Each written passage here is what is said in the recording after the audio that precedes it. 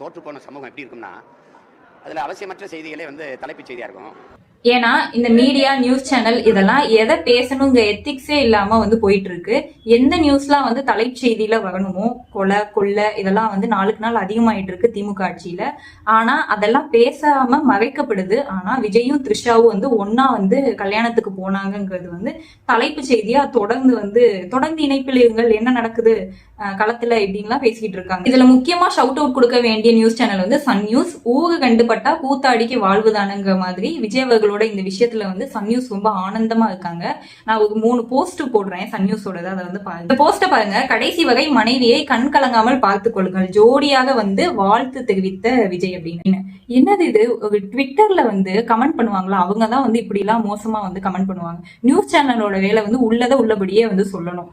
அதுல உங்களோட கருத்தை, உங்களோட அரசியல் கேட்ப, உங்க பாலிடிக்ஸ் எல்லாம் உள்ள கொண்டு வரக்கூடாது. அதனாலதான் நியூஸ் ரீடர்ஸே எமோஷன்ஸ் இல்லாம நியூஸ் வாசிப்பாங்க. என்னைக்காவது சன் நியூஸ்ல ஊழல்வாதி திமுக, ரவுடிசம் திமுக, ஊழல்வாதி ஸ்டாலின் அப்படின்லாம் என்னைக்கா போஸ்ட் போட்டிருக்கீங்களா? இல்ல இல்ல. ஏன்னா அப்படிலாம் போடக்கூடாது. அது எத்திக்ஸ் இல்லை. என்னதான் அது உலக அறிஞ்ச உண்மைனாலும் அப்படி நடந்திருக்குன்னா இப்படி நடந்திருக்கு அப்படின்னு தான் பதிவு பண்ணுமே தவிர்த்து இண்டிவிஜுவல் மாக்கிங் இது பண்றதுக்கு இது என்ன நியூஸ் சேனலா இல்ல ஸ்டாண்டப் காமெடியா?